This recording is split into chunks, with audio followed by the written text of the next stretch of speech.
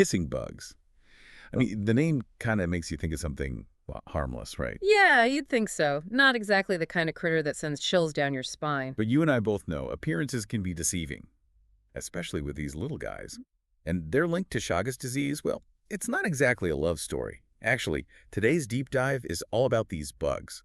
A listener sent us this awesome summary, so we're really diving into the nitty-gritty, biology, habitat, how they spread this disease, and how we can avoid them. It's wild how something so small can pack such a punch, health-wise. Tiny but mighty, as they say. Right, like what even are these kissing bugs? What makes them tick, literally? Picture this. A kind of flat little insect, maybe about, 0.75 to 1.25 inches long. Not microscopic, but easy to miss. They usually come in browns and blacks, sometimes with a dash of orange or red. And, well, they earn their nickname for a reason. They got this long, piercing, sucking mouth part, and yep, it's for blood. I'm looking at this summary, and it says they're attracted to carbon dioxide and body heat. I don't like where this is going. Yeah, not the best news for us humans. They're nocturnal, so they really get going at night. Which means, while we're snoozing away, they're homing in on our breath and body heat. Perfect targets, unfortunately. So they're like stealthy little vampires sneaking around while we're asleep. Where do these bugs hang out? Is this a problem in, specific parts of the world? Their range is crazy big, actually, from the southern U.S. all the way down to South America. And here's the kicker. They're not just in the countryside. Nope, cities are fair game, too. They're pretty adaptable. So if they're cool with city life, where exactly are they hiding out in our homes, asking for a friend? In the wild, think nests, hollows in trees, those kinds of spots. But once they move in with us, they're looking for the hidden real estate. Cracks, those little gaps, even thatched roofs if you got them. This is a big issue in parts of Latin America, actually.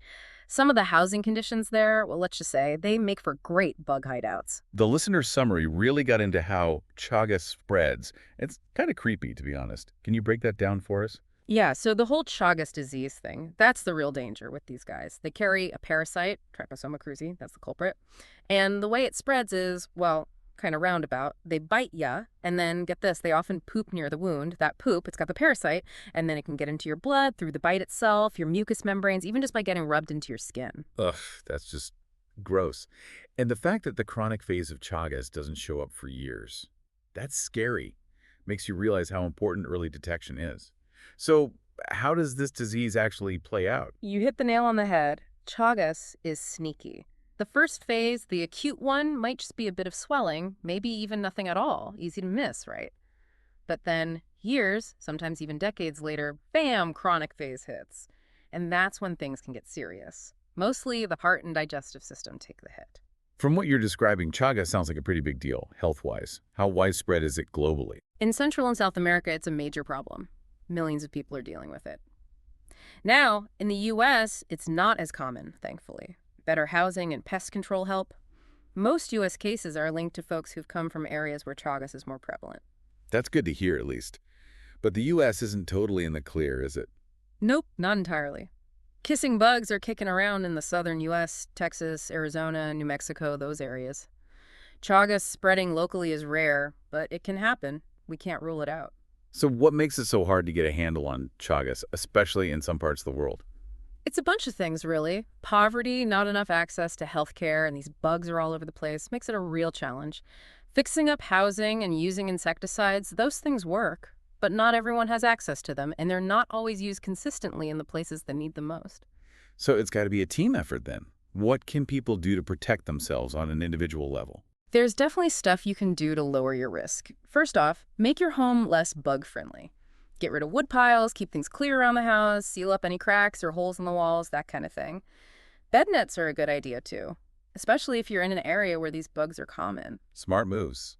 We can't forget about climate change either. Does that play a role in all this? Climate change throws another wrench in the works. As things warm up and habitats shift, there's a worry these bugs might head north, which could mean a higher risk of Chagas popping up in new places. It's something scientists are keeping a close eye on. So knowing all this, what can our listeners do to stay safe, even if kissing bugs aren't a big deal where they live? Great question. Being aware is half the battle. Even if these bugs are rare in your neck of the woods, knowing the risks is important. Taking those simple precautions we talked about that can really lower your chances of running into these guys and dodging Chagas disease altogether. This has been a real eye-opener. It's crazy to think something so tiny can have such a big impact on our health. Thanks for breaking it all down for us. It's been a fascinating deep dive. Anytime. It's important stuff to know.